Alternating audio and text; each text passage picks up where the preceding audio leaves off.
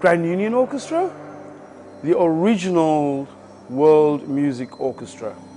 Before WOMAD was even a thought, a dream, this was up and running. It is the only one.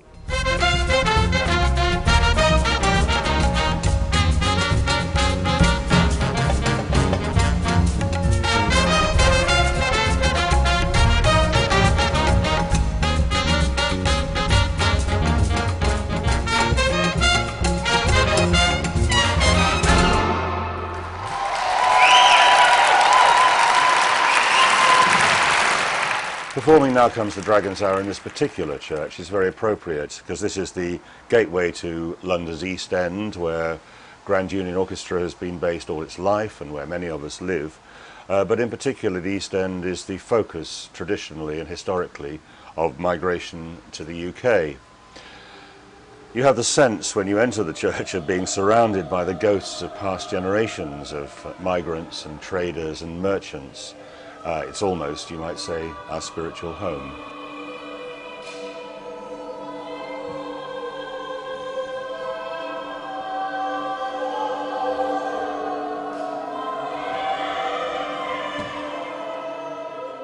Grand Union is probably the most unusual group that I've ever played with because of the great range and diversity of different musicians and coming from different musical backgrounds, that together we're sort of knitted together to create one sort of whole. And I never quite know what to expect when Tony calls us for a performance, because his vision draws on so many sources.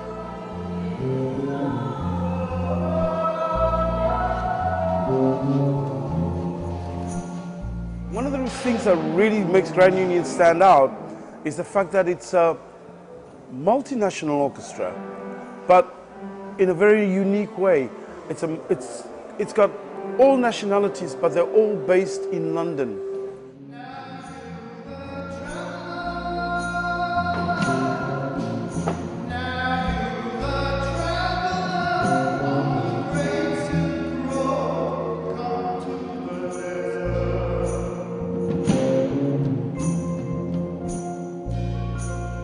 And I enjoy playing with them because they are very unique in the sense that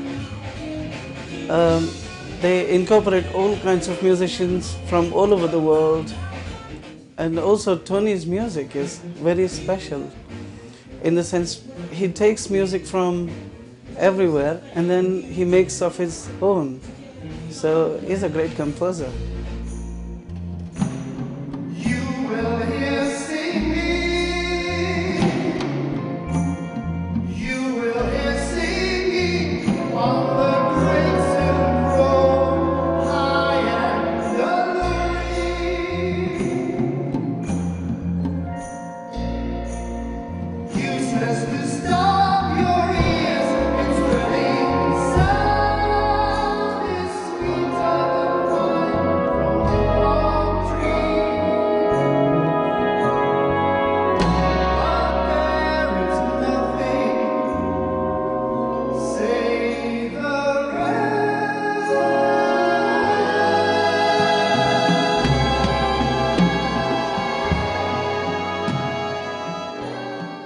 So in our kind of culture, music, we don't go like a music reading and we memorize everything. I ran away from home when I was 11 years old to learn tabla. And then after 4 years, I went to Calcutta to learn tabla. Then after 4 years later, I came home. Then from Indian government give me a scholarship to, for learn tabla. So then after that, I learned with my teacher, which is we call Guruji, and nearly 5 years. And after that, I come to this country in 1984. So basically, whole my life I learned. Still, I'm learning with Grand Union.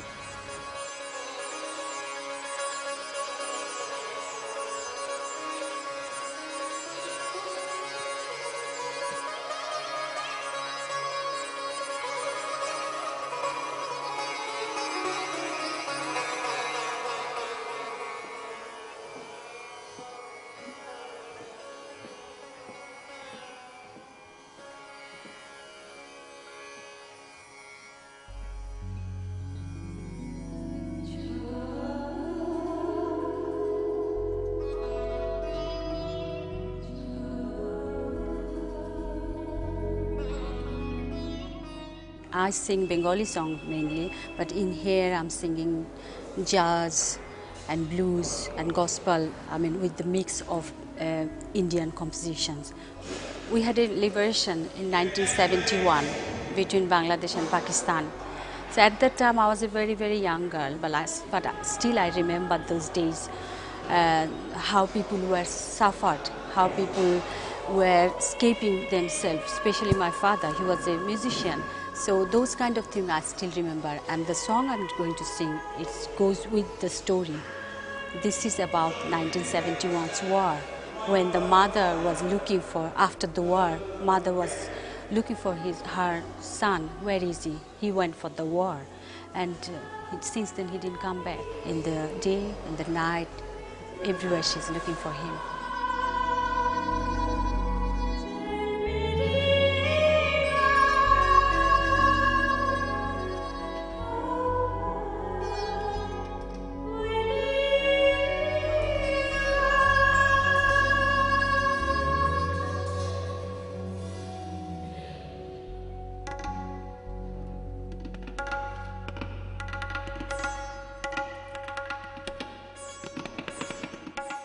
I suppose it's a reflection of the wonderful wealth of musicianship you can find in an international city like London. We've drawn on music that comes from all over the world.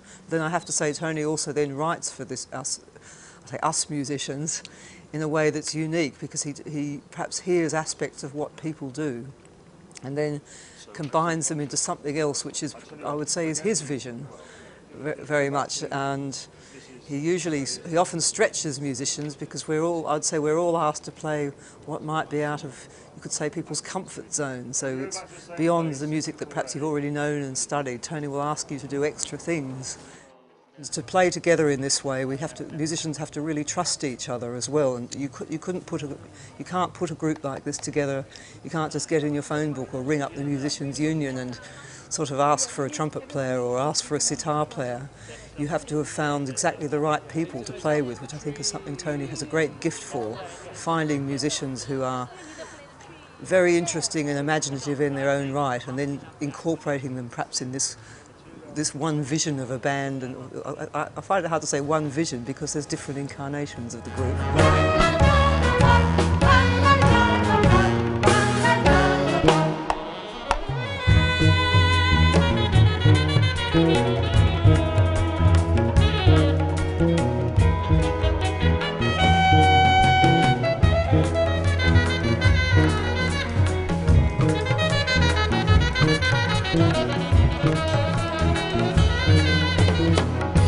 At the same time, I think in all the larger shows that Tony writes for, there is often a much bigger concept with ideas that are sort of underneath the music, and so you can appreciate the music on more than one level. There's a sort of level of, you might say, pure spectacle, but there's also another aspect of what these songs mean. Where do these people come from? Why are they here?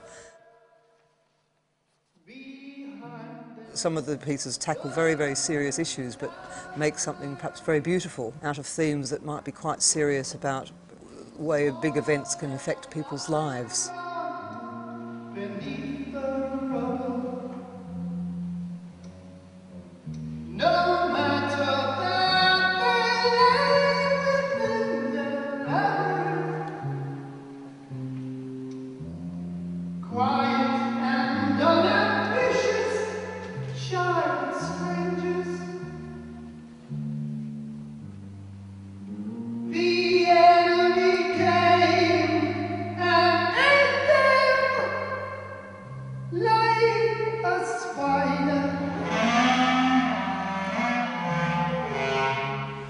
Well, Now Comes the Dragon's Hour takes the Great Silk Road to provide its narrative structure. It's not actually the story of the Silk Road as such, it's more used as a metaphor, although there are literal interpretations of that. The first number, Mirage, describes a caravan of traders crossing the desert, for example, and there are episodes which are based in Bangladesh, Central Asia and China. But for the most part, it takes the story of the Silk Road symbolically, the trading of cultures, the trading of experiences, and those are really the theme of the show. it does take a particular kind of musician or creative musician to be able to do this, I think. And all the musicians in Grand Union, whether they're European in origin or whether they come from Africa or America or Asia, have this particular ability to transcend their own tradition and both contribute and absorb from the traditions of the other people they're working with. I'm a folk musician, and I learned by ear. Because I learned basically in prison to play the instruments. And when I was detained in 1973 after the military coup in Chile, I only played the guitar. You know, when I came out, I was playing the panpipes, the quena, the charango, because the instruments we play come with a personality. And that is important because then how we play is because of these origins and because of these experiences and because of our skin color, it's because of our culture, it's because of the language we speak in our different countries. And all that comes with the instrument we play. So I think it's worthwhile that there is a band like this that can portray life with this kind of musician. When you live a certain experience, you tend to write about your experience, and that's what basically has happened to me. So I usually write things about exile, about terror, about suffering of people, and about ideas of liberation. You know, democracy, the real democracy, not what we you think you know about democracy.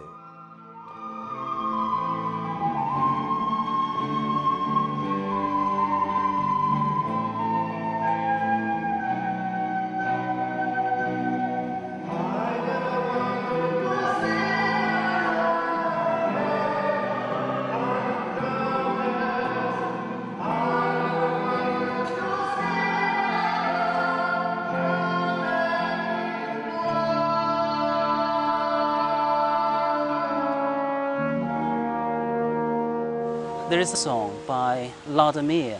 It's about the military crackdown of a democratic movement. And that song, again, I've been listening for all these years. And someday it has influenced my writing and my poetry.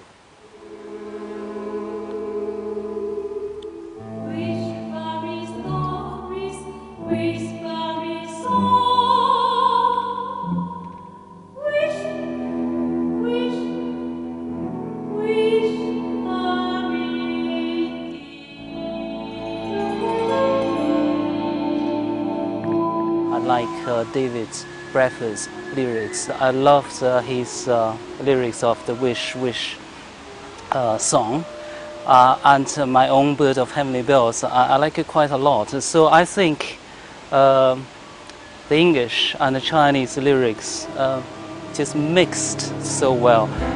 Listen then, child, listen and hear.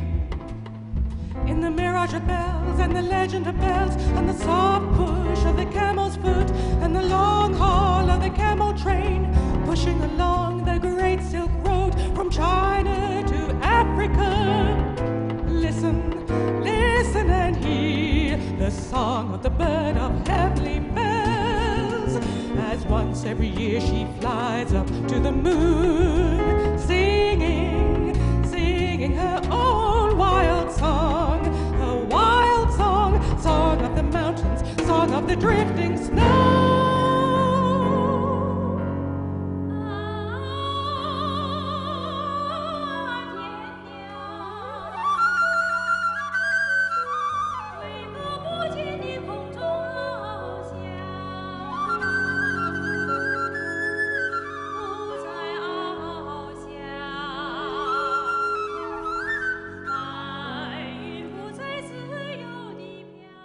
The Bird of Heavenly Bells.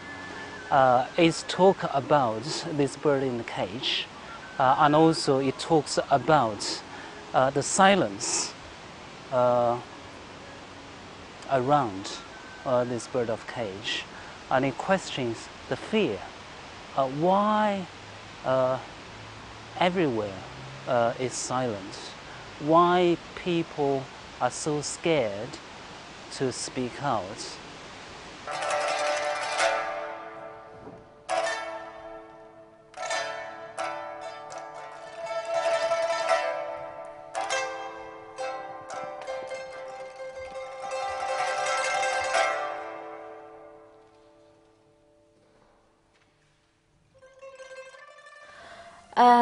I was classically trained in China, and my father is a pipa player. I started very young, when I was 7 years old, because of the family influence.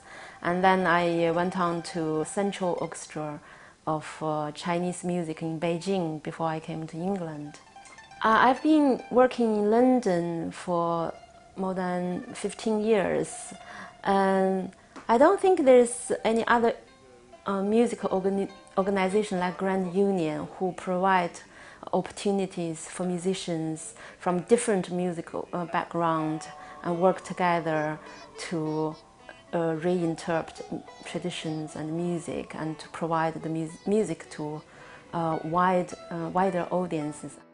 With Grand Union, actually, I learned to work on different music material, to improvise, to learn to put your own interpretation to a musical culture.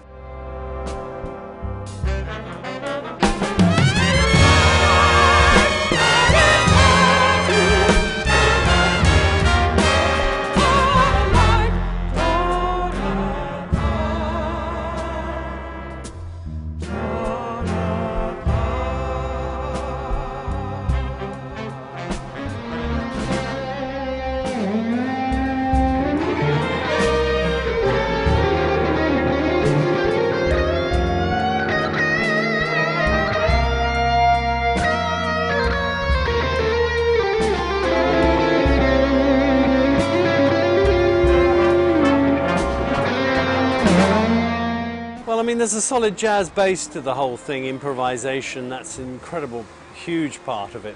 As long as you open yourself to the fact that jazz alone is a huge spectrum, and it can encompass anything really. As long as people are willing to do that and say, all right, I'll give this some time, and they're going to find lots they like in it. It's an amazing family of musicians from around the world. Just like any family, well, not any family, but like an amazing family, it works well together. Mostly, sometimes it has its few jolts and things like this, but it's a wonderful family, and we all learn from each other. We all, you know, it's extraordinary and unique.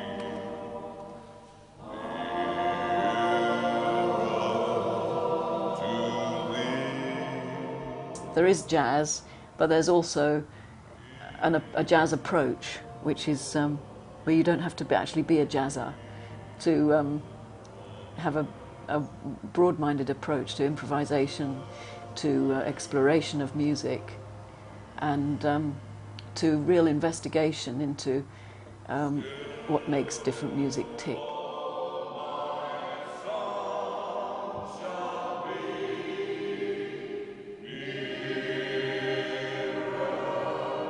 So over the years, we've been very, more or less similar people. The core group has been the same all the time, and that means that we know each other quite well. We know each other as performing musicians. We know that we can rely on each other, and of course, you quite often depart from what you've planned to do because that's the nature of jazz. That's the nature of improvisation. You're all going to be going off in other directions, and that's very exciting. I mean, therefore we're excited by what we're doing, and it all stays very fresh.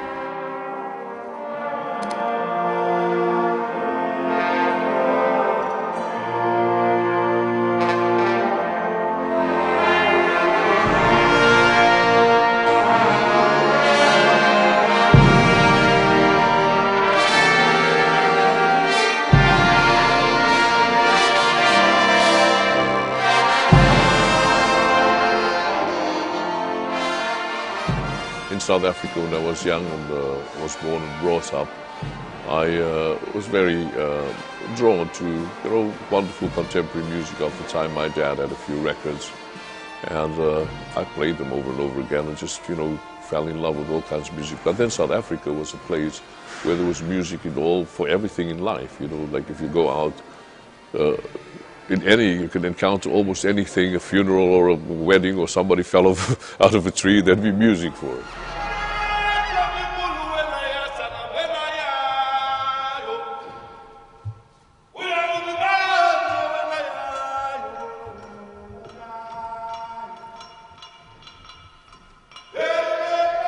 It's just the wonderful diversity of the music and all the wonderful authenticity that our director Tony Haynes puts into preparation, and putting all these wonderful worlds of music together and then making jazz out of it, because I'm first and foremost a great jazz enthusiast and lover.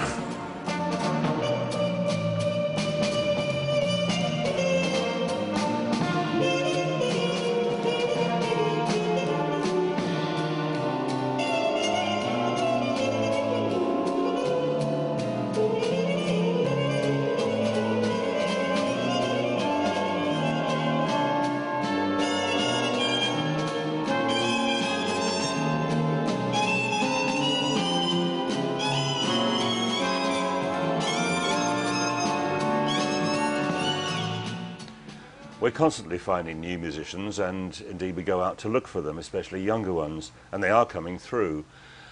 In East London in particular is rich in young musicians who play a range of instruments outside the European tradition, as well as more conventional instruments.